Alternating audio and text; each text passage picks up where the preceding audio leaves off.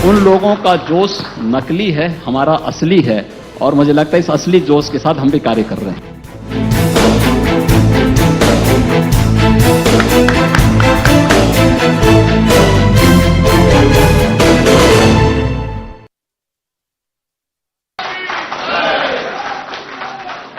तो योगी आदित्यनाथ जी,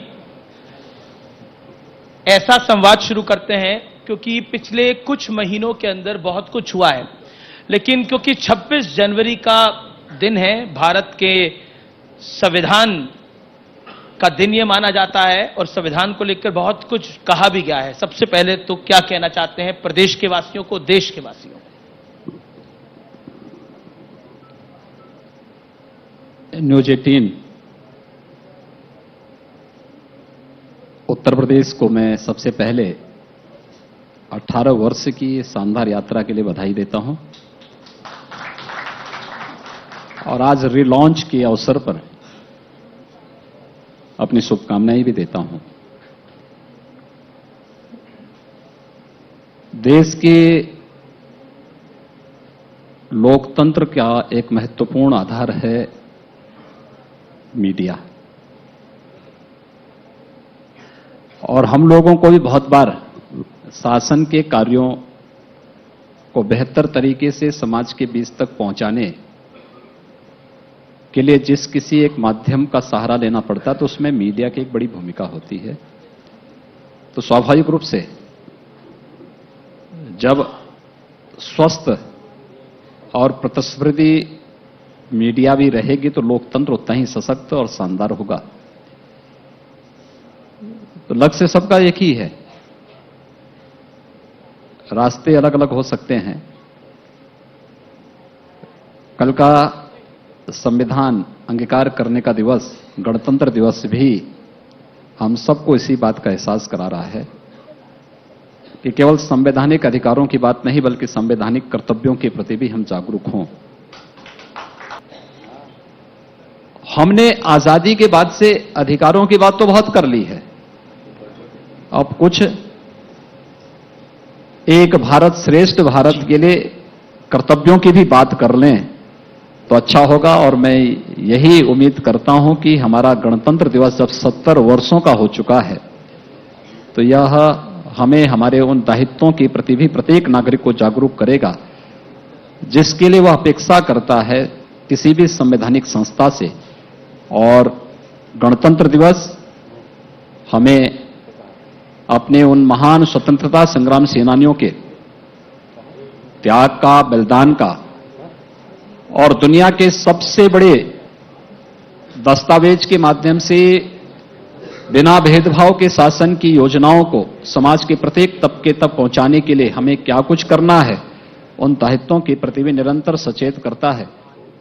मैं संविधान को लागू करने की तिथि के अवसर पर, गणतंत्र दिवस के अवसर पर न्यूज 18 से जुड़े हुए, नेटवर्क से जुड़े हुए सभी जितने भी श्रोतागण हैं उन सबको, पूरे प्रदेशवासियों को भी हृदय से बधाई देता हूं, अपनी शुभकामनाएं देता हूं। बहुत बहुत शुक्रिया। सर, जो बात हो रही थी संविधान का दिवस मनाने के लिए, गणतंत्र दिवस में, लेकिन संविधान पे ही अब तमाम सवाल उठ रहे हैं। अगर आप देखें तो पार्लियामेंट के बिल्स पे सवाल, पार्लियामेंट में कोई कानून नया आता है उस पे सवाल, संविधान पे सवाल, संविधान के टुकड़े करेंगे, ऐसे बयान अभी अलीगढ़ में भी आए, यूपी में भी कुछ सेक्शंस हैं जहां से सवाल उठते हैं। तो इनको आप कैसे देखते हैं और इसको डील करने का क्या तरीका है? देखिए, संविधान पर प्रश्न और इन संवैधानिक संस्थाओं पर प्रश्न वही उठा रहे हैं जिन लोगों ने देश का विभाजन किया था। आदतें सुधरती नहीं है बहुत जल्दी, उनको सुधारना पड़ता है। और जो हम लोगों की एक्सरसाइज चल रही है इसी बात को चल रही है कि जो लोग भारत के मूल्यों और आदर्शों पर विश्वास करते हैं उन लोगों को देश की मुख्य धारा के साथ जोड़ करके विकास में प्रतिभाग करना। आदरणीय प्रधानमंत्री जी एक बात को हमेशा कहते हैं कि किसी भी योजना को हम सरकारी योजना बना करके न रखें, जन भागीदारी उसके साथ हो, और जन भागीदारी के माध्यम से हम कई गुना ज्यादा उस योजना का लाभ समाज के अंतिम तबके तक पहुंचाने वाले लोगों तक पहुंचा सकते हैं। आरोप आज वे लोग लगा रहे हैं जिन लोगों ने जाति के आधार पर, क्षेत्र के आधार पर, भाषा के आधार पर, वर्ग के आधार पर, मत और मजहब के आधार पर देश को विभाजित किया। आजादी के बाद, आजादी के पहले तो अपने सत्ता स्वार्थ के लिए देश का विभाजन का पाप तो किया ही था। आजादी के बाद भी इसके साथ गए। योजनाएं बनती थी जाति के आधार पर, मत और मजहब देख करके। मोदी जी ने यही तो किया कि योजनाओं का लाभ किसी की जाति, किसी का मत, किसी का मजहब देख करके नहीं, किसी के क्षेत्र और भाषा देख करके नहीं देंगे। योजनाओं का लाभ सबका साथ और सबके विकास के भाव के साथ देंगे। योगी जी, या तो भारतीय जनता पार्टी की केंद्र में सरकार हो, चाहे उत्तर प्रदेश में योगी आदित्यनाथ की सरकार हो, क्या ये समझाने में विफल रही या समझना ही नहीं चाह रहा? क्योंकि हम देख रहे हैं कि लगातार कई जगह विरोध प्रदर्शन हुए। दिल्ली के शाहीन बाग में हुआ तो लोग धरने पे बैठे हैं, तो लखनऊ में भी धरने पे बैठे हैं, एएमयू में भी हुआ तो जामिया में भी हुआ। देखिए, समझाया उसको जा सकता है जो समझना चाहता हूं। देखिए, रास्ता उसको दिखाया जाता है जो वास्तव में राह चलने का आदी हो या राह चलना चाहता हो। आप अंधे को तो रास्ता दिखा सकते हैं, लेकिन जो जानबूझ करके अंधा बनने का ढोंग कर रहा हो उसका कुछ नहीं हो सकता है। लेकिन वो कह रहे हैं कि आप लोगों ने अंधा कर दिया है उनको। हमने कर नहीं दिया है जी। ये समाज उन्हें अवश्य कर देगा। जो अनावश्यक रूप से ढोंग कर रहे हैं ये समाज उन्हें कर देगा। योगी जी, एक जो कि महत्वपूर्ण बात है, आपने एक नई प्रक्रिया शुरू कर दी। इस पे बहुत हो हल्ला हो गया, दिल्ली से लेकर लखनऊ से मुंबई तक बहुत हल्ला हो गया कि पहले तो मुआवजा दिया जाता था, लेकिन आपने शुरू करा कि जो बस जलाएगा, जो चौकी जलाएगा, उससे हम वसूलेंगे। देखिए, ये पब्लिक प्रॉपर्टी है जी, उत्तर प्रदेश की हो या देश की हो। ये पब्लिक प्रॉपर्टी टैक्स पेयर के पैसे से खरीदी गई है। मेरे घर का पैसा नहीं लगा है, या आग लगाने वालों के घर का पैसे से नहीं बना है। इसकी सुरक्षा करना और इसका संरक्षण करना भी हमारा दायित्व बनता है। यही संविधान हमें प्रेरणा देता है। मैं उसका मालिक नहीं हूं, मैं उसका कस्टोडियन मात्र हूं। आज मैं हूं, कल कोई दूसरा व्यक्ति आएगा। हर एक व्यक्ति का संवैधानिक दायित्व है। अगर हमें एक भारत के रूप में, श्रेष्ठ भारत के रूप में इस देश को आगे बढ़ाना है और भारत को दुनिया की एक ताकत बनाना है, तो हर एक व्यक्ति को कस्टोडियन बनकर के इन दायित्वों के निर्वहन करने के लिए आगे आना पड़ेगा। और इसलिए मैंने तय किया। देखिए, मैं पहला मुख्यमंत्री हूं जिसने सर्वाधिक पैसा मुख्यमंत्री राहत कोष से हर एक गरीब को पहुंचाया है और बिना भेदभाव के पहुंचाया है। मेरे पास कोई आवश्यक नहीं कि किसी जनप्रतिनिधि का, किसी प्रशासनिक अधिकारी की सिपाही, एक कॉमन मैन भी एक एप्लीकेशन भेजता है कि साहब मुझे बीमारी हो गई है, या कोई व्यक्ति कहता साहब फलाने कार्य के लिए मेरे पास पैसा नहीं है, मैं तत्काल डीएम को भेजता हूं। मेरा कार्यालय डीएम को भेजता है, जिलाधिकारी को भेजता है। अनिवार्य व्यवस्था है कि 3 दिन के अंदर जिलाधिकारी के यहां से रिपोर्ट आनी है, और 3 दिन के अंदर रिपोर्ट आने के बाद चौथे दिन उसके अकाउंट में पैसा पहुंचता है। क्यों? मैं पहला व्यक्ति हूं। जी जी, पर और बिना भेदभाव के जी, आप पूरे मुख्यमंत्री राहत कोष के पैसे को देखेंगे, कोई विधायक ऐसा नहीं होगा, कोई जनप्रतिनिधि ऐसा उत्तर प्रदेश का नहीं होगा जो ये कह सकता हो कि हमने पार्टी के आधार पर दिया हो कि एक भाजपा का है तो देंगे, सपा या बसपा का है तो नहीं देंगे। हमने कहा नहीं, कोई भी आ रहा है, जरूरतमंद को पैसा मिलना चाहिए। लेकिन ये पैसा उत्तर प्रदेश का पैसा है, मेरा नहीं है। आपने एक जी, लेकिन उत्तर प्रदेश की किसी प्रॉपर्टी को कोई नुकसान पहुंचाता है तो ये भी मेरा नहीं है, लेकिन आपने पूरे प्रदेश का है। और उस पैसे की भरपाई भी हम अपने खाते से नहीं करेंगे, प्रदेश के पैसे से नहीं करेंगे। भाई आपने नुकसान पहुंचाया है, अब कृपा कर ले कि उसका भुगतान भी कर दो। तो ये हम उससे केवल उसको एहसास करा रहे हैं।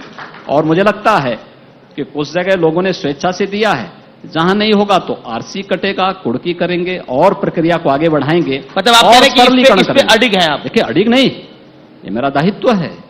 भाई अगर मेरी स्वयं की प्रॉपर्टी को कोई नुकसान पहुंचाता है जी, तो मैं उसके लिए लड़ता हूं। मुझे जनता ने यहां पर भेजा है मुख्यमंत्री के रूप में, मेरा दायित्व क्या है उत्तर प्रदेश के कस्टोडियन के रूप में मैं काम करूं और उत्तर प्रदेश की जनता की सुरक्षा और सुविधा के साथ साथ यहां की प्रॉपर्टी की सुरक्षा का दायित्व भी निर्वहन करूं। और मैं देखो, दूसरा, आगजनी की घटना के पहले ऐसा नहीं कि ऐसा सब अचानक हुआ हो, हमने हर स्तर पर संवाद भी बनाया, हर एक को बताया। सबने कहा साहब कुछ नहीं होगा। हमने कहा देखो भाई, पहले से साफ है, आप अपने पर्व त्योहार मना रहे हैं, कोई दिक्कत नहीं। लोकतंत्र में धरना प्रदर्शन कर रहे हैं, कोई दिक्कत नहीं। आप आइए धरना प्रदर्शन के लिए, आप परमिशन लीजिए, हम आपको परमिशन देंगे। लेकिन ऐसा धरना प्रदर्शन एक असीमित नहीं हो सकता, उसका कोई दायरा असीमित नहीं हो सकता। आप लोग व्यवस्था को भंग नहीं कर सकते, कॉमन मैन के आवागमन को बाधित नहीं कर सकते। इस चीज को देखना पड़ेगा, इसका ध्यान आपको रखना पड़ेगा। लेकिन ये प्रॉपर्टी को जलाना, लोगों पे हमला करना, ये चीजें करना, ये नहीं स्वीकार्य हो सकती हैं, कतई नहीं स्वीकार्य होंगी।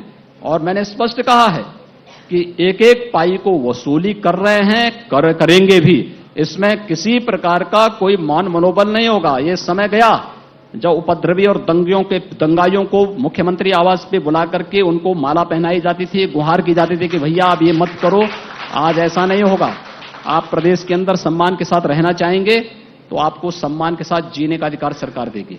लेकिन अगर आप उपद्रव करके अराजकता पैदा करने का प्रयास करेंगे तो फिर वही करेंगे जो हमें करना होगा, जो हमने तय किया है। जी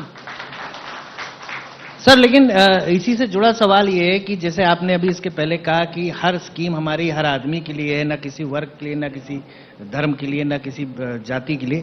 लेकिन सवाल यही उठ रहा है कि जो आपने कहा कि हर नागरिक के लिए, लेकिन नागरिकता ही सरकार कई लोगों की खत्म कर रही है। ये आरोप लगता है कि हजारों लाखों की तादाद में जो नया बिल आया उससे नागरिकता ही खत्म हो जाएगी, तो सुविधा काम। देखिए यही भ्रम है। देखिए नागरिकता कानून है, सिटीजनशिप अमेंडमेंट एक्ट, नागरिकता संशोधन अधिनियम। ये नागरिकता देने का कानून है, लेने का नहीं है। दूसरा, मैंने दिल्ली में इंडिया गेट के पास 19 दिसंबर को वो दृश्य भी देखा जब लोग वहां पर प्रदर्शन कर रहे थे और मीडिया की टीम गई। रिपोर्टर्स ने पूछा जब उनसे कि भाई आप ये बताइए कि आप क्यों यहां आए हैं। उन्होंने कहा साहब फलाने व्यक्ति ने मुझे कहा कि इतना पैसा देंगे, चलो वहां चले चलो। तो मैं तो इसलिए आया हूं, मुझे पता ही नहीं क्यों यहां बुलाया गया है। और जितने धरना प्रदर्शन में बैठे हुए हैं ना, इनसे पूछो तो क्या कि धरने का औचित्य क्या है, किस बात के लिए आप बैठ रहे हैं। क्या किसी पीड़ित और प्रताड़ित की मदद करना क्या ये गलत है? अगर जो, और सबसे देखिए इस पूरे मामले का जो सबसे दुखद पहलू यह है कि 1950 के नेहरू लियाकत पैक्ट के अंतर्गत एक दूसरे देश के अंदर अल्पसंख्यकों की रक्षा हम करेंगे। भारत ने उस दायित्व का निर्वहन किया। भारत के अंदर 3 करोड़ मुस्लिम आज 21 करोड़ की संख्या पार कर रहे हैं। लेकिन पाकिस्तान के अंदर क्या हुआ? 23 करोड़ हिंदू आज 1% पे आ गया है। कहां गए बाकी? क्या उनके लिए कोई मानवाधिकार नहीं? क्या उनके जीवन की सुरक्षा की कोई गारंटी पाकिस्तान दे पाया? आपने देखा होगा अभी सुप्रीम कोर्ट में बलूचिस्तान हिंद संस्था ने एक रिट दाखिल की। उसने कहा साहब हम जाएं कहां? याद करिए 1946-47 में बलूचिस्तान ने पाकिस्तान में मिलने से इनकार कर दिया था। और तब इस संविधान की दुहाई देने वाले लोग तब कहते थे कि बलूचिस्तान पाकिस्तान का पार्ट होना चाहिए, हिंदुस्तान का नहीं। आज उन बलूचियों के साथ क्या हो रहा है? हिंदुओं के साथ, सिखों के साथ, बौद्धों के साथ, जैनियों के साथ, पारसियों के साथ। और तो और अब यह भी समझ में आ गया कि कांग्रेस तो ईसाइयों की भी विरोधी हो चुकी है, क्योंकि पाकिस्तान के अंदर जिस प्रकार से चर्चों पर हमले हुए और उसके बाद वे भाग करके भारत में शरण ले, क्योंकि पूर्वज तो सबके भारतीय ही थे। समय के किसी कालखंड में किसी परिस्थिति के कारण उन्होंने उपासना बदली होगी और वे वहां रह गए हैं। और दूसरा पक्ष, ये जितने भी पीड़ित और प्रताड़ित आए हैं, इसमें से 70 से 75% लोग दलित समुदाय के हैं। योगी जी, आपने विपक्ष की बात करी। प्रियंका गांधी वाड्रा जिन लोगों पर पुलिस द्वारा कार्रवाई हुई, उनके घर जा रही हैं। अखिलेश यादव कह रहे हैं कि अगर हम सत्ता में आए तो इन सबको पेंशन भी दे देंगे। देखिए, ये अपीजमेंट है, ये क्या है? देखिए, उत्तर प्रदेश के सरकारी पैसे का दुरुपयोग करने की छूट किसी को सत्ता में आया है तो उसको तो नहीं मिलना चाहिए। अगर करेगा तो मुझे लगता है उसके लिए कोर्ट है, न्यायालय उसको देख लेगा, अंततः सारी चीजें हो जाएंगी। लेकिन इन्होंने देश के अंदर काफी दिनों तक खूब लूटा है, तो उस लूट के पैसे को अगर ये लोग कहीं देना चाहते हैं, क्योंकि अंततः वह पैसा सरकारी खजाने में हम लोग लेकर के तो आएंगे ही, और इससे पहले क्या है तो उसको अगर बांटना चाहते हैं तो बांट लें, क्योंकि हमें इसके साथ ही हम लोगों को भी वसूली करने हैं, क्योंकि जो प्रॉपर्टी, सरकारी प्रॉपर्टी जहां कहीं डैमेज हुई होगी तो उन सब के बारे में, केवल प्रॉपर्टी नहीं, बहुत सारी चीजें उसके साथ हम वसूली करेंगे। जो बार बार आजकल चर्चा होती है, संविधान खतरे में आ गया है, भारतीय जनता पार्टी की सरकार जो है वो संविधान को तार-तार कर रही है, आप क्या कहना चाहते हैं? क्योंकि इसको लेकर बहुत बड़ा क्वेश्चन मार्क है, क्या भारतीय जनता पार्टी का जो शासन है वो संविधान को नहीं मान रहा, या विपक्ष ऐसी छवि आपकी बना रहा है, चाहे वो केंद्र की सरकार हो, चाहे यूपी की सरकार? विपक्ष के पास कोई कार्य नहीं बचा है जी, और विपक्ष आज एक प्रकार से बेरोजगार हो चुका है। उसको मालूम है कि अगर 3 तलाक की वास्तविकता मुस्लिम समाज को जानकारी में आ गई तो वह कांग्रेस, सपा, बसपा और अन्य क्षेत्रीय दलों की दुकानों को बंद कर देगा। मैंने यहां लखनऊ में नवंबर में, मुझे लगता है 25 नवंबर के आसपास की तिथि थी, प्रदेश की 400 साढ़े 400 तलाकशुदा महिलाओं का एक सम्मेलन बुलाया था। मैं तो केवल उनके साथ इसलिए बैठना चाहता था कि भाई क्योंकि आपकी वास्तविक समस्याएं क्या हैं, आप मुझे बताइए। और लगभग 3 घंटे में उस आयोजन में था और मैंने इन चीजों को देखा, उन लोगों की बातों को मैं देख रहा था जी, कि पहले भी और बाद में भी जब मैं मंच पे आया, मैंने कुछ जो पीड़ित थे उनके वहां से मंच से भाषण भी करवाया। मैं देख रहा था कि लगभग 450 के आसपास तलाकशुदा महिलाएं थी और इतने ही पुरुष भी थे। भाई किसी का भाई आया था, किसी का पिता आया था, किसी का कोई नजदीक का रिश्तेदार पुरुष आया था। लगभग 450-500 के आसपास पुरुष भी थे।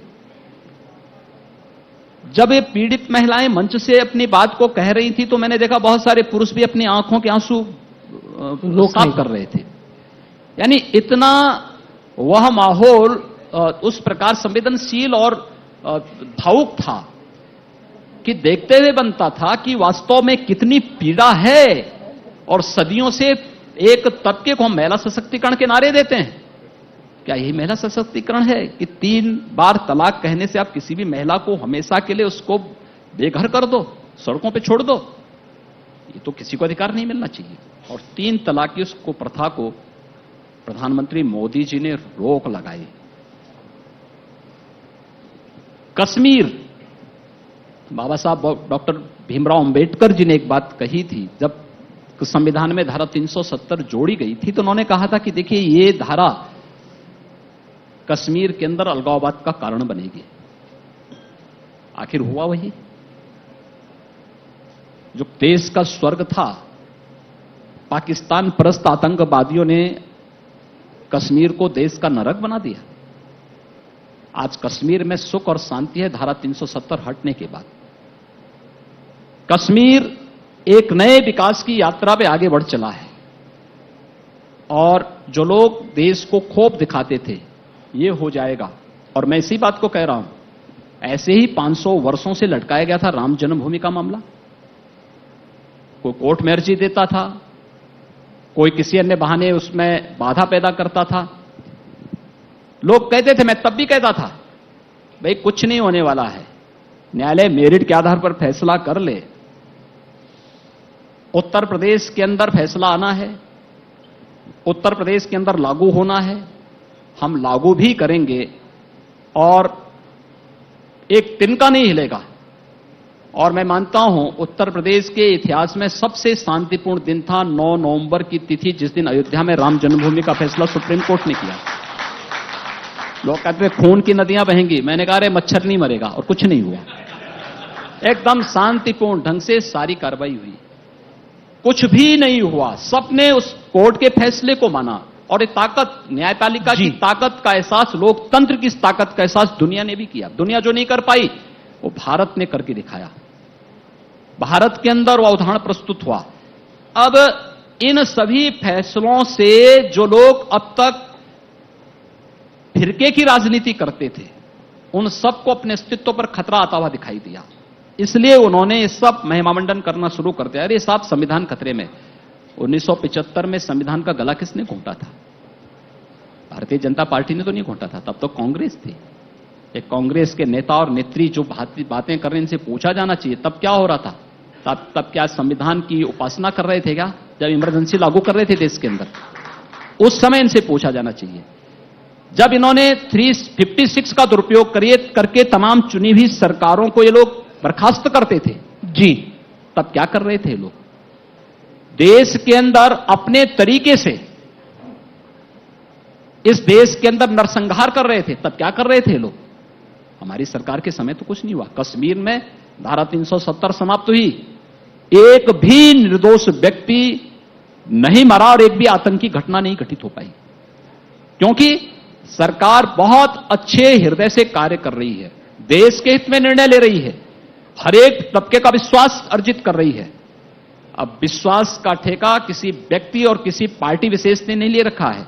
ये देश को ध्यान में रखकर के फैसले लिए जाएंगे और मोदी जी के नेतृत्व में भारतीय जनता पार्टी सरकार वही कर रही है। पर एक बौद्धिक गैंग है जिसके निशाने पर आप भी रहते हैं, प्रधानमंत्री मोदी भी रहते हैं, अमित शाह भी रहते हैं, क्या कहना चाहते हैं उनको? देखिए, हम कोई अच्छा काम भी करेंगे ना, उसको विरोध करना है। प्रधानमंत्री जी ने जब घोषणा की प्रधानमंत्री आवास योजना की कि हर व्यक्ति को 2022 तक आवास मिलना चाहिए, हर गरीब को बिना भेदभाव के मकान दिया जाएगा, उन्होंने तब भी विरोध किया। कहां से देंगे? जब स्वच्छ भारत मिशन की घोषणा हुई और प्रधानमंत्री जी भारत के इतिहास में पहली बार हुआ जब वे झाड़ू लेकर के सड़कों पर निकले, तो लोगों ने कहा ये प्रधानमंत्री को करना चाहिए क्या? जी, तब भी प्रश्न उठाए थे। पर वो कहते हैं कि आप दूसरे साइड का तुष्टिकरण करते हैं। हमने कहा हम किसी अब हिंदुओं का तुष्टिकरण करने की पोलराइज करते हैं आप। हमने योजनाओं का लाभ व्यक्ति, जाति, मत, मजहब, क्षेत्र, भाषा के आधार पर नहीं दिया, सबका साथ और सबके विकास की भावना के साथ दिया, सबको दिया, बिना भेदभाव के सबको दिया। मैं आपको उत्तर प्रदेश के अंदर आंकड़े बताऊं? जी जी, 17% मुस्लिम आबादी है और योजनाओं का लाभ मुस्लिम आबादी को 30% मिला है। ये उत्तर प्रदेश का आंकड़ा है। योगी जी, आपने एक बयान दिया कि पुरुष रजाई में, महिलाओं को चौक पर भेज दिया है, खेल खेला जा रहा है। देखिए, ये आखिर ये कायरता नहीं है क्या कि इस भीषण ठिठुरन में हमने भी सूर्यदेव से प्रार्थना की कि कम से कम बहुत दिन आप बादलों के अंदर रह चुके, कुछ आ जाइए, बच्चे और कुछ महिलाएं बीच में बैठी हुई हैं तो इनको कुछ गर्मी लग जाए जी, और नहीं तो इस भीषण शीत लहरी में छोटे छोटे बच्चों को लेकर के महिलाएं बैठे। मैंने पूछा भाई आखिर क्यों बैठी हैं? कहा साहब ऐसे ही बैठ गई। मैंने कहा लोगों से पूछो तो कि आखिर क्या है ये सीएए, कुछ बताएंगे? कुछ बता ही नहीं। अमित शाह जी ने चैलेंज दिया और अखिलेश यादव जी ने स्वीकार कर लिया, मायावती ने बोला मैं भी तैयार हूं। हम ये कह रहे हैं जी, ये नागरिकता कानून पे 5 मिनट किसी मंच पर आकर के बोल के दिखा दे।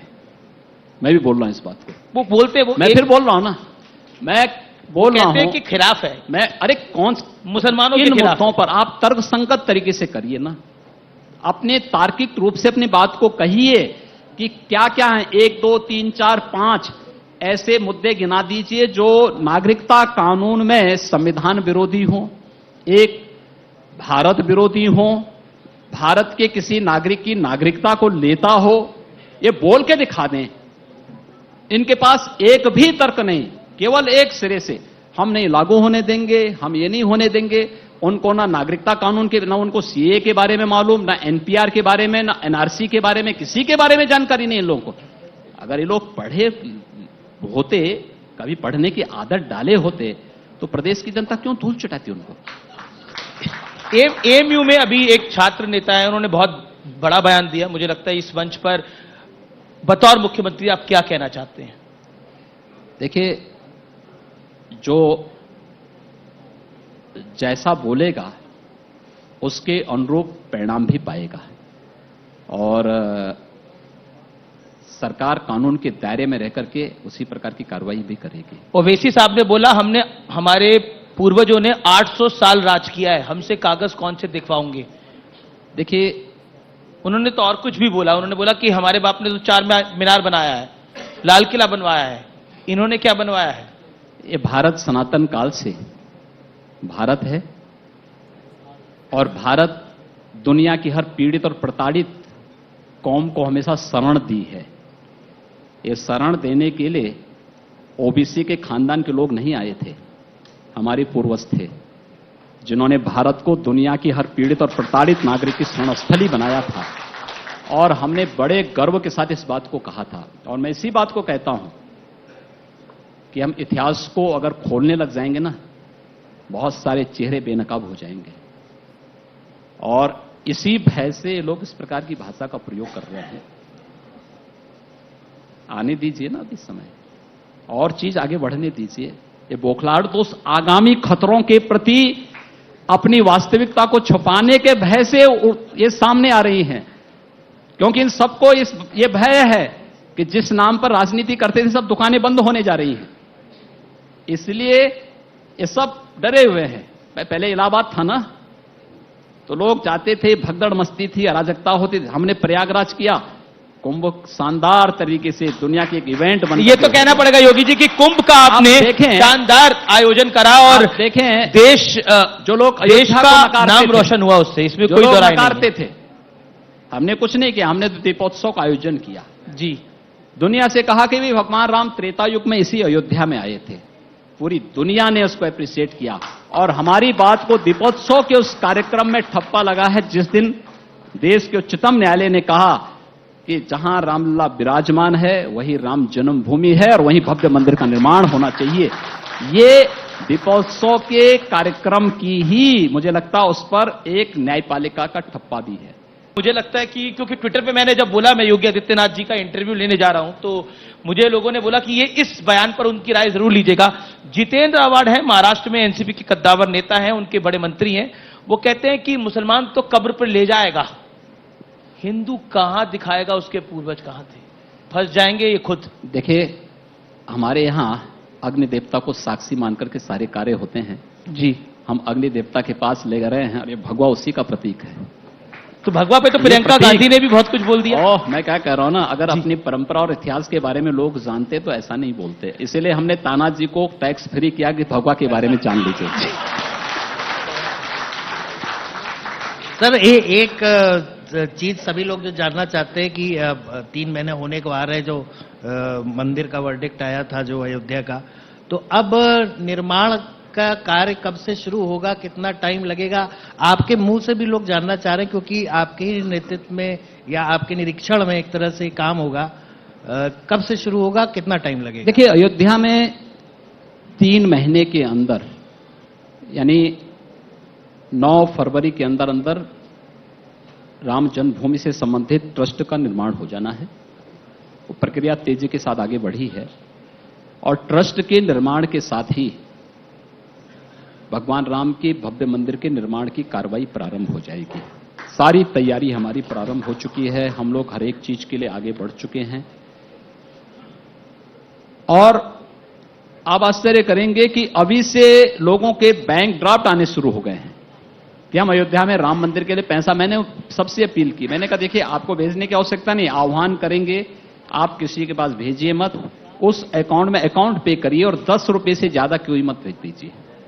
हर व्यक्ति 10-10 रुपया दे देगा, भव्य मंदिर का निर्माण भगवान राम का अपने आप बन जाएगा। ये राम का मंदिर होगा, राष्ट्र का मंदिर होगा, भारत के वास्तव में उस मंदिर का निर्माण जो राम राज्य की परिकल्पना को साकार कर रहा हो। और मुझे लगता है मोदी जी के नेतृत्व में भारतीय जनता पार्टी की सरकार ने वही करके दिखाया है और मुझे लगता है ये उसी का मंदिर, उसी अनुरूप एक मंदिर का निर्माण होना है।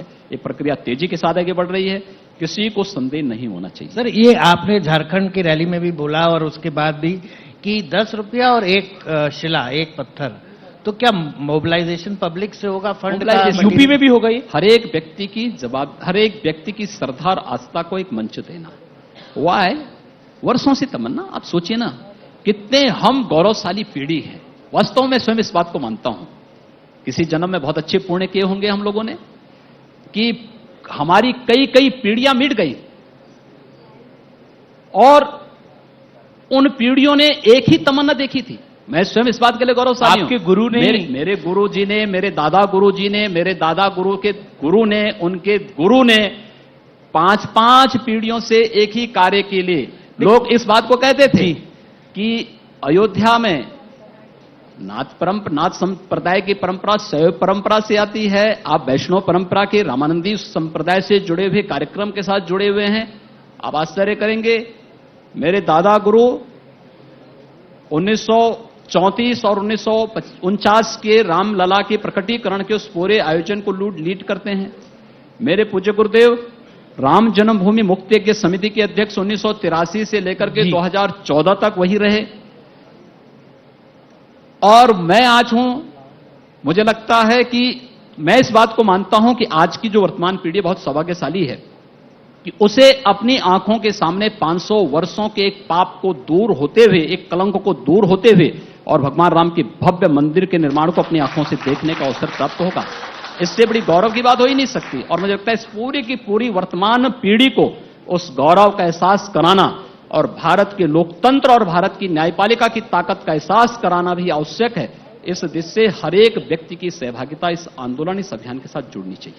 मैं व्यूअर्स को बताना चाहता हूं कि योगी आदित्यनाथ जी को हम सदन से कवर करते रहे और जब 26/11 हुआ था, मुझे अच्छी तरह याद है, मैं इस वाक्य का जिक्र इसलिए कर रहा हूं, तो योगी आदित्यनाथ जब पहला सत्र हुआ और उसके बाद आए तो बहुत ही आक्रोशित थे। उन्होंने बोला ऐसे कैसे हो सकता है, हमारे घर में घुस के कोई हमें मार के चले जाए और हम रिएक्ट भी न करें। और 2010 में जब इलाहाबाद हाईकोर्ट ने राम मंदिर का फैसला दिया और उसके बाद हुआ कि ये अब सुप्रीम कोर्ट पे जाएगा, तब पत्रकारों ने सवाल आपसे पूछा था कि योगी जी अब तो मंदिर फिर लटक गया। आपने बोला आज नहीं तो कल होगा ही होगा। क्या आपको लगता है कि योगी आदित्यनाथ मुख्यमंत्री और राम मंदिर आने वाले 6 महीने में उसका काम शुरू हो जाएगा?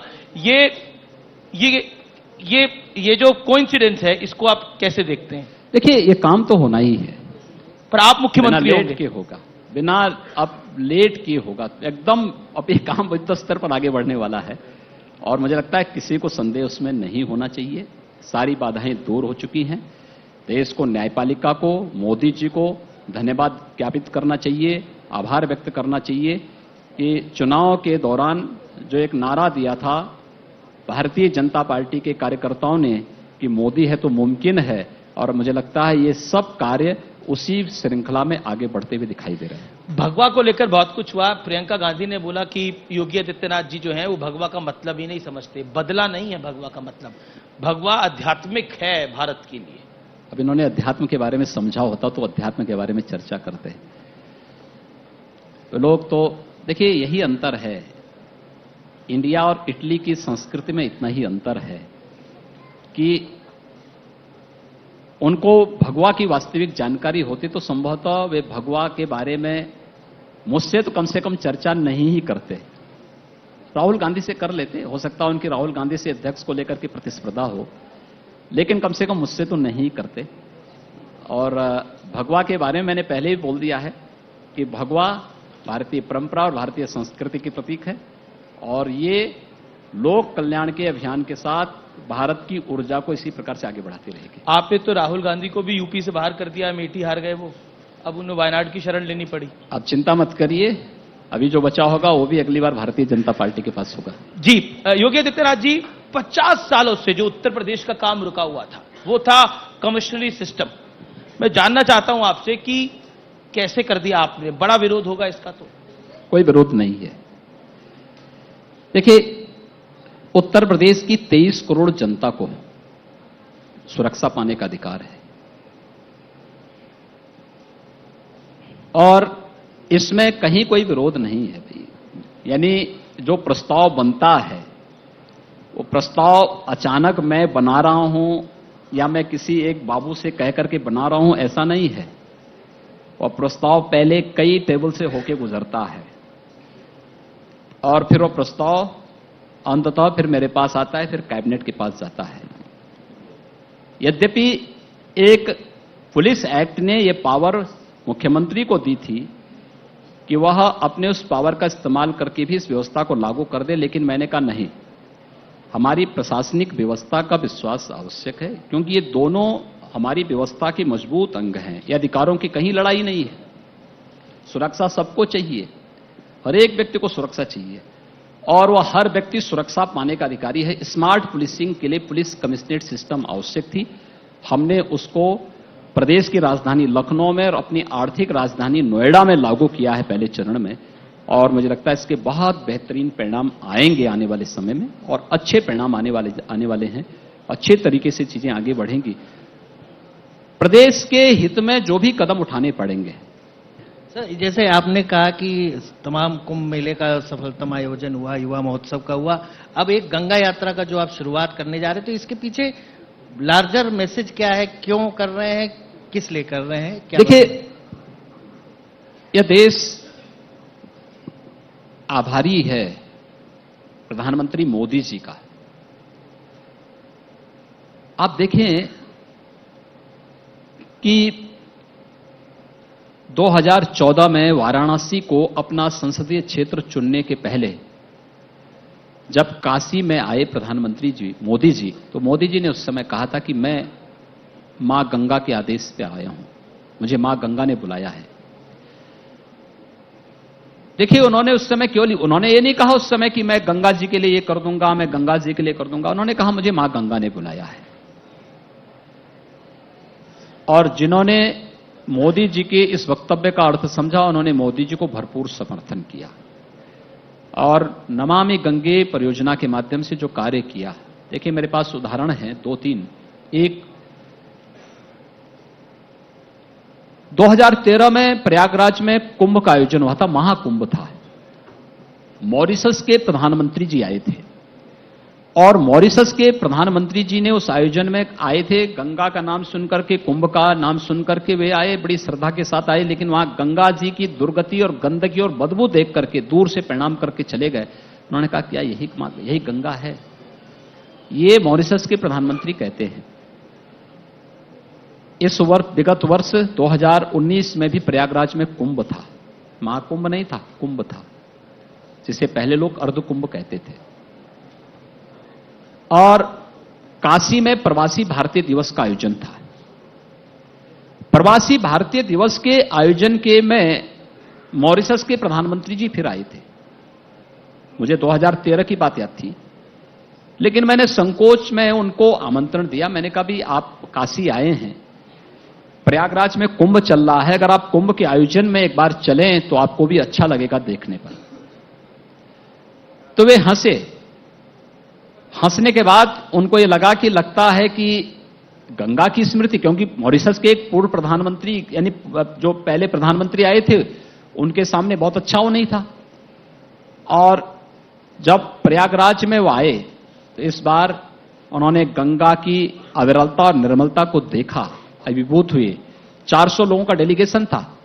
प्रधानमंत्री जी, मॉरिशस के प्रधानमंत्री ने, उनकी धर्मपत्नी ने, 400 लोगों का जो डेलीगेशन आया था, इन सब ने गंगा में स्नान भी किया, मुझे थैंक्स भी भेजा, और फिर से वे प्रधानमंत्री चुने गए हैं मॉरिशस में। फिर से उन्होंने वहां से भेजा कि मां गंगा के आशीर्वाद से मैं फिर से प्रधानमंत्री बन गया हूं। यह है ताकत मां गंगा की। अभी विगत महीने प्रधानमंत्री जी कानपुर में आए थे। कानपुर में एक सीसामऊ नाला था। सीसामऊ नाला 128 वर्षों से निरंतर कानपुर शहर का पूरा सीवर गंगा जी में उड़ेलता था।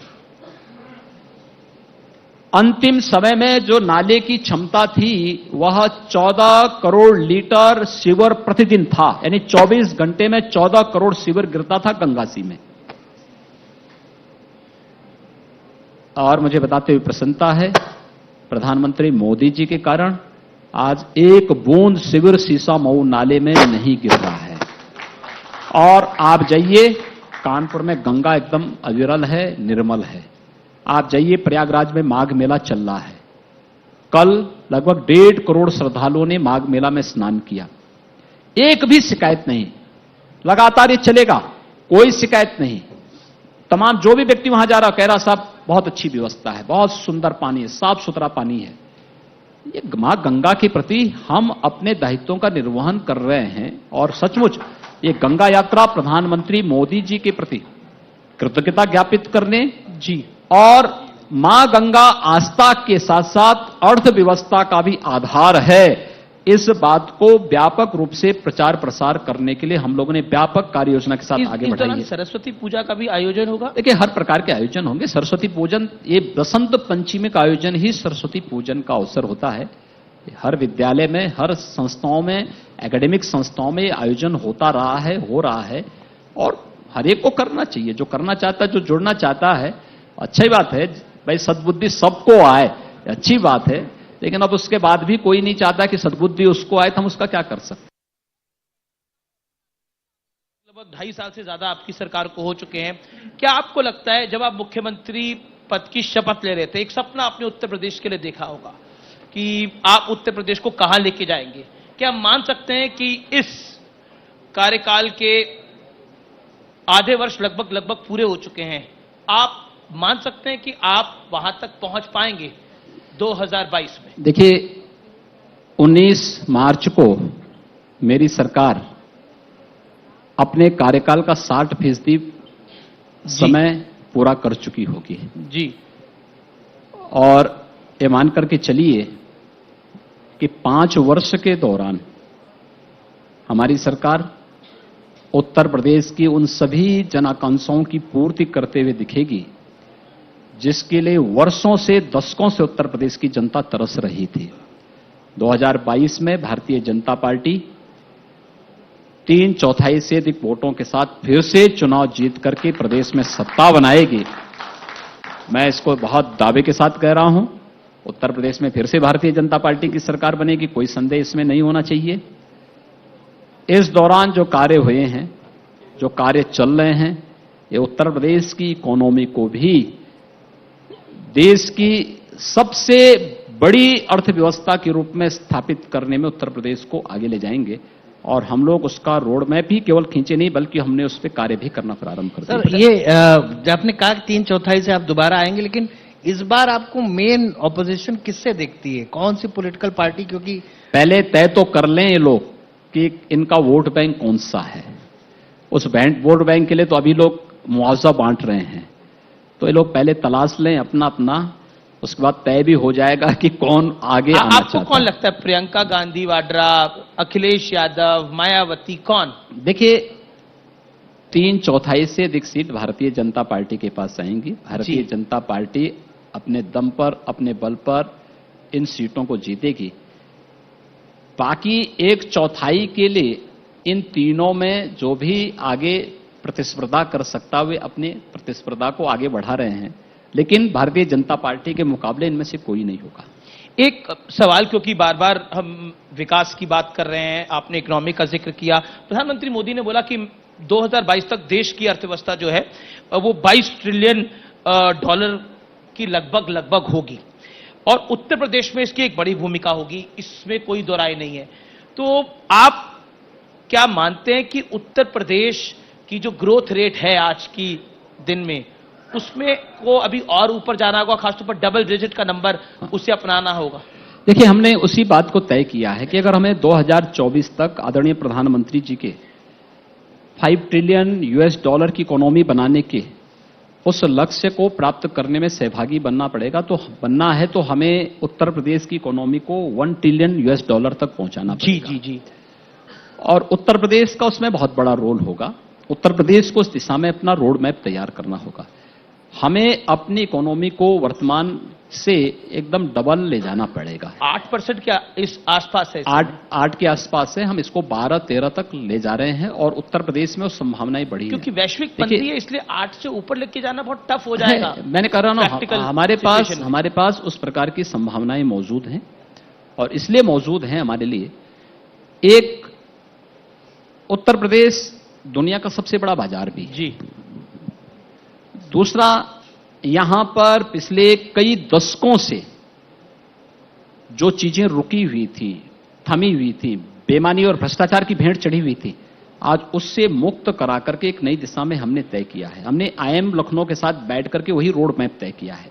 एक दूसरा, एक्सपोर्ट की संभावनाएं कितनी ज्यादा हैं। देखिए, मैं धन्यवाद देता हूं प्रधानमंत्री जी को भी और अमित शाह जी को भी, जिन्होंने परंपरागत उद्यम के प्रति मुझे इस बारे में सचेत किया कि अगर आप अपने परंपरागत उद्यम को एक बार थोड़ा फोकस कर लें तो बहुत संभावनाएं वहां बनेगी। याद करिए, जब हम लोगों ने 2017 में अपना लोक कल्याण पत्र जारी किया था, यानी चुनाव घोषणा पत्र जारी किया था, तो उस समय हम लोगों ने उसमें परंपरागत उद्यम के लिए एक योजना बनाने की बात कही थी। और हम लोगों ने तब 2018 में जब पहली बार उत्तर प्रदेश स्थापना दिवस का आयोजन किया था, वन डिस्ट्रिक्ट वन प्रोडक्ट की एक योजना हमने चालू की थी। देखिए, उत्तर प्रदेश में एमएसएमई का बहुत बड़ा रोल रहा है जी। जब ये देश आजाद हुआ तब उत्तर प्रदेश की अर्थव्यवस्था देश की अर्थव्यवस्था के समकक्ष थी। उत्तर प्रदेश की पर व्यक्ति आय देश की जो नेशनल एवरेज था उसके बराबर था। आज हम कहां हैं? उससे आधे पे हैं। और उसके आधे पर क्यों हैं? क्योंकि जिन लोगों ने प्रदेश के अंदर शासन किया, सर्वाधिक समय तक शासन किया, वो कांग्रेस रही हो, सपा हो या बसपा हो, इन्होंने बेईमानी और भ्रष्टाचार के सिवाय कुछ नहीं किया। बांटा है, समाज को बांटा है, योजनाओं का लाभ गरीब को, किसान को, नौजवान को देने की बजाय भाई भतीजे में बांटने का कार्य किया है। आज उसका परिणाम क्या है? उत्तर प्रदेश की प्रति व्यक्ति आय नेशनल एवरेज से आधी रह गई है। योगी जी, हाल ही में कार्वी का सर्वे हुआ जिसमें आपको बेस्ट सीएम आंका गया। एक सवाल आपसे मैं पूछना चाहता हूं, अर्थव्यवस्था उत्तर प्रदेश के लोगों के जीवन को सुधारने के लिए बड़ी जरूरी है, उन्हें रोजगार मिले, लेकिन कानून व्यवस्था होगी तो अर्थव्यवस्था बेहतर होगी। आपके दिल के करीब कौन सा विषय है, कानून व्यवस्था या अर्थव्यवस्था? देखिए, मैंने कानून व्यवस्था से ही प्रारंभ किया था जी, और कानून व्यवस्था को ही आगे लेकर के हम लोग कार्रवाई की। भाई, हमने कहा कि क्राइम और करप्शन पर हम जीरो टॉलरेंस की नीति के तहत काम करेंगे। हमने करना प्रारंभ किया। मैंने बहुत अपील की कि भाई देखो, शांति से रहिए, अगर कोई भोला भटका है वे भी मुख्य धारा के साथ जुड़ करके विकास के साथ जुड़िए। कुछ लोगों की आदतें खराब थी, उसको सुधारने का कार्य किया। उन्होंने बाद में तख्ती लगा करके आना प्रारंभ किया कि साहब हम ठेला लगा के चला लेंगे, अब हम गुंडा टैक्स नहीं वसूली करेंगे। ये आवश्यक था।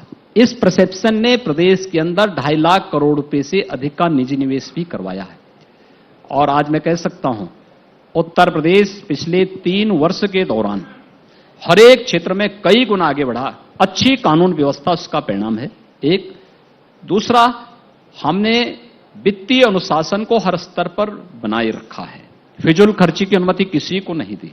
आज उसका परिणाम है, वित्तीय अनुशासन को बनाए रखने का परिणाम है, हमारी इकोनॉमी अच्छी है। आज हम जेवर एयरपोर्ट, एशिया का सबसे बड़ा एयरपोर्ट उत्तर प्रदेश में बन रहा है। देश का सबसे बड़ा एक्सप्रेसवे हम उत्तर प्रदेश के अंदर बनाने जा रहे हैं। उत्तर प्रदेश में इंफ्रास्ट्रक्चर के लिए हम यानी गंगा एक्सप्रेसवे भी बनाने जा रहे हैं, पूर्वांचल एक्सप्रेसवे भी बनाने जा रहे हैं, बुंदेलखंड एक्सप्रेसवे भी बनाने जा रहे हैं। इंटर स्टेट कनेक्टिविटी 4 लेन के साथ जोड़ रहे हैं। हर जिला मुख्यालय को, हर तहसील मुख्यालय को 4 लेन की कनेक्टिविटी देने जा रहे हैं। बिजली, जो लोग कह रहे हैं कि 1 यूनिट बिजली पैदा नहीं की, उनसे पूछो ना, आपने पैदा करके कर ही क्या दिया? आप तो 3-4 घंटे भी बिजली नहीं देते थे। हम बिना पैदा किए ही अगर हम प्रदेश के हर व्यक्ति को 24 घंटे और 22 घंटे की बिजली दे सकते हैं, जिस दिन पैदा करने लग जाएंगे उस दिन की क्या स्थिति होगी, आप उसके बारे में अंदाजा लगाइए। हमने बेहतर स्थिति देने का काम किया है, हर एक क्षेत्र में उत्तर प्रदेश को आगे बढ़ाया है, और वह विश्वास जनता का हमारे प्रति है, और वह परिणाम लोकसभा चुनाव में जनता ने उत्तर प्रदेश के अंदर, देश के अंदर दिखाया। 1.5 मिनट में काफी सारे काम गिना दिए। अखिलेश यादव कहते हैं कि कोई काम किया नहीं है, सब मेरे काम हैं जिनके फीते काटे जाते हैं। तो इसीलिए तो जनता ने उनको धूल बाकी हिंदू मुसलमान कर लेते हैं। आप उस लायक नहीं थे कि जनता उनके कार्यों से संतुष्ट हो सके जी, और जनता जानती थी। देखिए कितनी बड़ी लूट थी, एक उदाहरण पर्याप्त होगा, और वह उदाहरण है पूर्वांचल एक्सप्रेसवे का। मैं समझता हूं न्यूज 18 के सभी दर्शकों को ये बड़ी सारी हेडलाइन दे रहे हैं। पूर्वांचल एक्सप्रेसवे का बिड्स दिसंबर 16 में इन्होंने निकाल दी थी, और निकालने के बाद उस समय टेंडर अवार्ड हो चुके थे, सब कुछ इन्होंने कर दिया था जी। मैं मार्च 17 में मुझे मुख्यमंत्री का दायित्व दिया गया। मई में मैंने एक बार रिव्यू किया, एक परियोजना का मैं कर रहा था, तो मैंने पूर्वांचल एक्सप्रेसवे के बारे में पूछा कि प्रोग्रेस क्या है, तो मुझे बताया गया 0। तो मैं तुरंत चौकन्ना हुआ। मैंने कहा 5 महीने के बाद 0 कैसे? उन्होंने कहा जो लैंड ही नहीं है तो प्रोग्रेस कहां होगी? तो मैंने कहा बिना लैंड के टेंडर कैसे हुए, कैसे प्रक्रिया आगे बढ़ी? क्योंकि इलीगल है भाई। आप जब तक 80% लैंड आपके पास नहीं होगी, इतने बड़े प्रोजेक्ट को आप आगे बढ़ा ही नहीं सकते। तो मैंने निरस्त किया। मैंने पूछा कितने का, मैंने फिर आदेश किया यूपीडा को कि भाई आप लैंड एक्विजिशन की कार्रवाई करिए, लैंड खरीदिए, पहले हम बनाएंगे पूर्वांचल एक्सप्रेसवे। देखिए वही 340 किलोमीटर पूर्वांचल एक्सप्रेसवे जो समाजवादी पार्टी की सरकार के समय बन रही थी, हमारे समय में 340 किलोमीटर लंबी बन रही है जी। उनके समय में 110 मीटर चौड़ी बन रही थी, हमारे समय में 120 मीटर चौड़ी हम लोग उसको बना रहे हैं। और उनके समय में पूर्वांचल एक्सप्रेसवे की कीमत थी 15,200 करोड़ रुपए की। हमने जब लैंड खरीदी, 96% लैंड खरीदने के बाद पूरी प्रक्रिया को फिर से आगे बढ़ाया, तो पहले ठीक वही अंक आया 15,200 करोड़ रुपए। तो मुझे लगा, मैंने कहा ये कैसे आ गया भाई? हम 18 में कर रहे थे, तो मैंने कहा ये 1.5 साल के बाद उतने में ही कैसे? कम आता, ज्यादा आता? तो हमने फिर से निरस्त कर दिया है। मैंने कहा निरस्त करो और एक साथ टेक्निकल और फाइनेंशियल बिड एक साथ मंगाओ।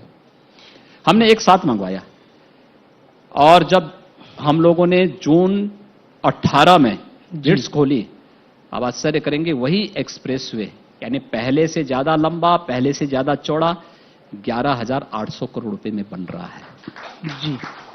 ये 3-3.5 करोड़ रुपए किसके पास जा रहे हैं? और ये हर प्रोजेक्ट में रहा होगा, ऐसा नहीं एक में ही है। ये तो एक उदाहरण मैंने दिया है। आज दुनिया की सबसे बड़ी कंपनी एयरपोर्ट बनाने के लिए यूपी में चेवर में आ रही है, इसलिए क्योंकि उसे विश्वास है। विश्वास इस बात का कि उन्हें कार्य करने का पूरा अवसर मिलेगा। मुझे याद है जब मार्च में मैं यहां आया था, मेरे साथ तब 3-4 ऐसी कंपनियां थी जो अपने यहां पर निवेश को बाइंड अप करना चाहती थी। सैमसंग बाइंड अप करना चाहती थी, टीसीएस लखनऊ से भागना चाहती थी। और मुझे 1 महीना हुआ था, मैं परेशान था इस बात को लेकर, भाई क्या मैसेज जाएगा। मैंने पूछा, उन लोगों को बुला के पूछा, मैंने कहा क्यों जाना चाहते हैं? उन्होंने कहा साहब कार्य संस्कृति नहीं है, हम जाते हैं किसी ऑफिस में और इसलिए सर हम आपके समय आपको देख करके नहीं भाग रहे हैं। पिछली सरकार के समय हम कहीं जाते थे तो वे लोग हमसे तय करने की बात करते थे कि तय कर लो भाई जी। तो हमने कहा भाई ये क्या तय कर लो? उन्होंने कहा साहब ये तो हमारी समझ में नहीं आता था और कैसे हम करें? पुराने नेता हैं, आप तो समझ गए क्या तय करने की बात हो रही है। इसके बाद जी मैंने अपने सामने बात कही। मैंने अपने औद्योगिक विकास मंत्री को बुलाया। मैंने कहा भी देखो इनके मामले क्या, आप अपने विभाग के साथ बैठो, 1 सप्ताह के अंदर पूरा तैयार करके मेरे सामने एमओयू आगे बढ़ाओ, इसको सारी चीजें क्लियर हैं तो इसको आगे बढ़ाने में क्या दिक्कत आ रही है? उन्होंने कहा कुछ नहीं, 1 सप्ताह के अंदर सारी कार्रवाई आगे बढ़ी। आज सैमसंग सबसे बड़ा भारत का निवेश नोएडा में किया है। टीसीएस न केवल लखनऊ में आज सुरक्षित है, वह नोएडा, ग्रेटर नोएडा में भी बड़ा निवेश किया है, कर भी रहा है। सर निर्माण तो तेजी से हो रहा है, लेकिन विपक्ष ये भी कहता है कि 3 साल हो गए आप अभी भी नाम बदलते रहते हैं। अभी नदी का नाम, पहले शहरों का बदला, अब नदी का नाम बदला, घाघरा का नाम बदल। देखिए अपनी परंपरा और अपनी संस्कृति के प्रति, अपने पूर्वजों के प्रति गौरव की अनुभूति करना चाहिए हर एक व्यक्ति को। और सरयू और घाघरा ये 2 अलग अलग नदियां हैं और अलग अलग नदियां होने के नाते दोनों का संगम स्थल गोंडा के पास एक स्थान पर होता है। उस स्थान से आगे जब जाते हैं तो कुछ घाघरा होती है, फिर कुछ सरयू होती है, फिर कुछ जगह घाघरा होती है, कुछ सरयू होती है। तो ऊपर से जो धाराएं आ रही हैं, घाघरा की घाघरा के रूप में, सरयू की सरयू के रूप में, लेकिन उसके बाद जब गोंडा में दोनों का मिलन होता है तो वहां से लेकर के और जहां पे गंगा जी में इसका मिलन होता है वहां तक के उस पूरे भूभाग को सरयू जी के नाम पर ही जाना जाना चाहिए, क्योंकि वो अयोध्या में भगवान राम से जुड़ी हुई स्मृतियां हैं। इसलिए हमने सरयू उसके नाम पर किया। और ये पूज्य संतों का भी एक आग्रह था कि ये चीजें होंगी तो हमारी आस्था को बल मिलेगा। एक प्रयागराज का नाम हमने उसी पौराणिक परंपरा को आत्मसात करते हुए किया है। और प्रयाग एक पवित्र स्थल होता है, नदियों का संगम, पवित्र नदियों का जो संगम है वह प्रयाग हुआ। आप जाएंगे ऊपर उत्तराखंड से, आप आकर आइए, जहां पर धौली गंगा और अलकनंदा मिलती है, विष्णु प्रयाग कहलाता है। उसके नीचे आप आएंगे तो आपको नंद प्रयाग दिखाई देगा, फिर कर्ण प्रयाग मिलेगा, फिर रुद्र प्रयाग मिलेगा। अलकनंदा और गंगा जहां मिलती है वो देव प्रयाग कहलाता है। तो हर एक जगह प्रयाग है। तो हम लोग जो इन सभी प्रयागों का, गंगा और यमुना दुनिया की सबसे पवित्रतम नदियां हैं, और इनके प्रति जो आम जनमानस की भावनाएं, इनका संगम जहां पर होगा वो प्रयागराज है। इसलिए हमने उस पौराणिक महत्व के साथ योगी जी, अपने उन पौराणिक महत्व के साथ समाज को जोड़ा है कि हमें अनुभूति हो सके कि हम किस परंपरा के वारिस हैं। हमें देखना चाहिए, और मुझे लगता है हर भारतीय को भारत के पूर्वजों पर, भारत के महापुरुषों पर गौरव की अनुभूति करनी चाहिए। दिल्ली में चुनाव है और न्यूज 18 एक बड़ा मंच है और कई सारे चैनल्स हैं। दिल्ली के चुनावों पर आपका क्या कहना है? क्योंकि एक ओपिनियन पोल है वो ऐसा मान रहा है कि दिल्ली के अंदर एक बार फिर आपकी विपक्षी पार्टी की सरकार आ रही है, यानी 21 साल का सूखा रहेगा दिल्ली में अभी। देखिए, दिल्ली के विकास के सबसे बड़ी बाधा है आम आदमी पार्टी जी। और आम आदमी पार्टी हर विकास के प्रोजेक्ट को रोक करके जिस तरीके से आम आदमी पार्टी के द्वारा राजनीति की गई, आप आश्चर्य करते हैं। एक मुख्यमंत्री जनता की बुनियादी सुविधाओं को ध्यान देने की बजाय, विकास की योजनाओं को ध्यान देने की बजाय रजाई लेकर के धरने पर बैठ जाए, अनावश्यक रूप से न्यूसेंस क्रिएट करे, हर एक डेवलपमेंट की योजनाओं को लेकर के आरआरटीएस का कार्य क्यों नहीं पूरा हो पा रहा है? क्योंकि दिल्ली में आम आदमी पार्टी की सरकार ने उसमें बाधा पैदा की। हर 12 लेन का नहीं दिखा रहे हाईवे जी, दिल्ली से कनेक्टिविटी मेरठ होते हुए हरिद्वार के लिए भारत सरकार करना चाहती है, आम आदमी पार्टी की सरकार उसमें बाधक बनती है। इंफ्रास्ट्रक्चर के लिए बाधक, जनता की बुनियादी सुविधाओं में बाधा पैदा करना। अब उनके द्वारा खजाने को लुटवा करके जिस तरीके की राजनीति की जा रही है, वास्तव में ये राजनीति किसी के हित में नहीं है। देखिए, अगर आप खजाने को खोल रहे हैं, आपका अधिकार है, दीजिए, कोई दिक्कत नहीं। लेकिन अंततः जो महंगाई पे इसका असर पड़ेगा, उसकी तबाही से तो एक आम आदमी, एक गरीब व्यक्ति ही तबाह होगा, और उस गरीब को आप महंगाई से तबाह करना चाहते हैं। और यह कार्य आम आदमी पार्टी की सरकार दिल्ली के अंदर कर रही है। वो तो शाहीन बाग के भी साथ खड़े हैं। दूसरा उदाहरण सिसोदिया ने हमारे मंच पे बोला, अरविंद केजरीवाल ने बोला कि हम शाहीन बाग के साथ खड़े हैं। मैं क्या कह रहा हूं ना जी, वह हर उस कार्य के हर उस गतिविधि के साथ खड़ा होगा जो भारत विरोधी होगा और जो संविधान विरोधी होगा। ये इनकी प्रवृत्ति बन चुकी है। एक दूसरा, मैं उनको इस बात को, दिल्ली के चुनाव को आप कैसे देखते हैं? आपने बड़े सारे चुनाव उदाहरण मैं आपको देता हूं। देखिए, नमामि गंगे परियोजना का सबसे क्रिटिकल पॉइंट था कानपुर जी। कानपुर के आगे गंगा मैया, गंगा कोई निर्मलता के लक्षण नहीं थे जी, ठीक है। ठीक वैसे ही जैसे यमुना जी में सबसे क्रिटिकल पॉइंट है दिल्ली। नमामि गंगे परियोजना के कारण, आदरणीय प्रधानमंत्री जी के अनुकंपा से नमामि गंगे परियोजना के कारण हम लोग इस सबसे क्रिटिकल पॉइंट को निर्मल गंगा में बदलने में सफल हुए हैं। दिल्ली के अंदर यमुना जी की दुर्गति का कारण अगर आज के दिन पे कोई है तो आम आदमी पार्टी है। और अगर यमुना जी की ये दुर्गति है, मुझे लगता है कि आम आदमी पार्टी कभी सफल नहीं हो सकती जी, होना भी नहीं चाहिए। न दिल्ली के हित में है, न देश के हित में है। भारतीय जनता पार्टी डंके की चोट पर दिल्ली का चुनाव जीतेगी, क्योंकि वास्तव में दिल्ली के अंदर जितनी बुनियादी सुविधाएं वहां के लोगों के लिए दी हैं, इंफ्रास्ट्रक्चर से लेकर के बुनियादी सुविधाएं, और उन लोगों को जो लोग आ चुके थे, पहले बस चुके थे, किसी कॉलोनाइजर ने, किसी अन्य व्यक्ति ने उन्हें जगह जगह बसा दिया और वो तो भाग गया। पिछली सरकारें ध्यान नहीं दी।